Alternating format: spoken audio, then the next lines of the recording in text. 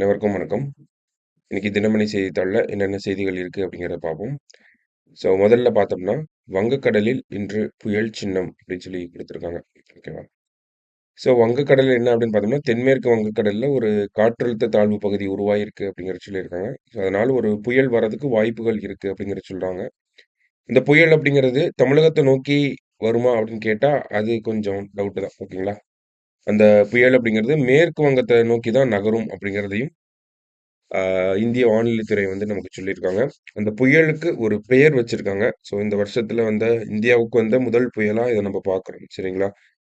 என்ன புயல் பேர் அது என்ன பெயர் அப்படின்னு பார்த்தோம்னா, ரிமால் அப்படின்னு சொல்லி பெயர் வச்சிருக்காங்க. ஓகேங்களா? தமிழகத்தை ஒட்டி உருவாகும் புயல் சின்னம். அ அதற்கு ரிமால் என்று பெயர் சூட்டப்படும் என்று வானிலையாளர்கள் தெரிவித்துள்ளனர் அப்படின்னு சொல்லியிருக்காங்க. ஓகேவா? ரிமால் அப்படிங்கிறது தான் அதனுடைய பெயரா இருக்கும் நமக்கு. சரிங்களா? இதுதான் நமக்கு முதல் செய்தியில நம்ம பார்க்குறோம். அடுத்தது பார்த்தோம்னா திருக்குறள். திருக்குறள் என்ன சொல்றாங்க அப்படின்னா, "கடிந்த கடிந்தோரார் செய்தார்க்கு அவைதாம் முடிந்தாலும் பீழை தரும்" அப்படி சொல்றாங்க.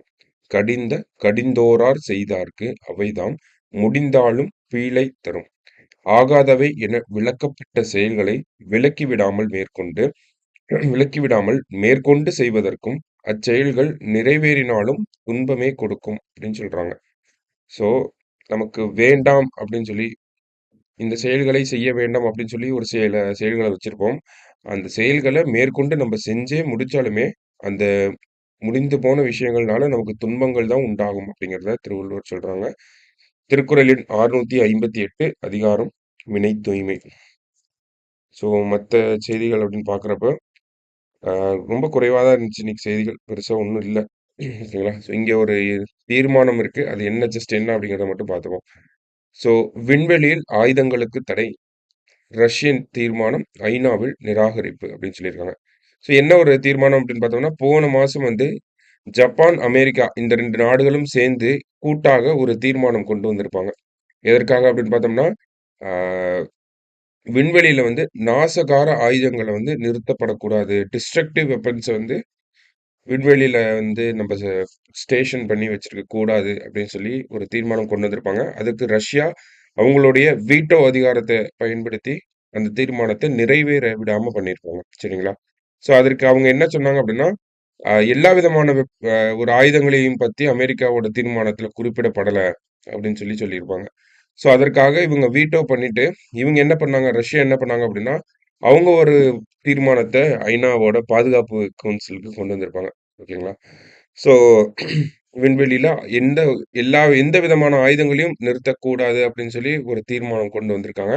அதற்கு அமெரிக்காவோட நட்பு நாடுகள் எல்லாம் புறக்கணிச்ச வாக்களிச்சிருக்காங்க. எதிராக வாக்களிச்சிருக்காங்க. அதனால இந்த ஒரு தீர்மானம் அப்படிங்கிறது நிறைவேறாம போயிருக்கு. ரஷ்யா கொண்டு வந்த அந்த தீர்மானம் அப்படிங்கிறது நிறைவேறாம போயிருக்கு. சரிங்களா? அதுதான் இந்த ஒரு செய்தியில குடுத்திருந்தாங்க. ஸோ அமெரிக்கா என்ன ஒரு குற்றச்சாட்டு வைக்கிறாங்கன்னா, அ ரஷ்யா இந்த மாதிரி ஒரு பிளான்ல இருக்காங்க. அந்த பிளானோட எக்ஸிகியூஷன் ஸ்டேஜ்க்கு வந்துட்டாங்க. அதனால தான் அவங்க இந்த மாரி ஒரு சைடு எக்ஸிக்யூட் பண்ணிட்டு இருக்காங்க. விண்வெளியில ஆயுதங்கள வைக்கணும் அப்படின்னு சொல்லி.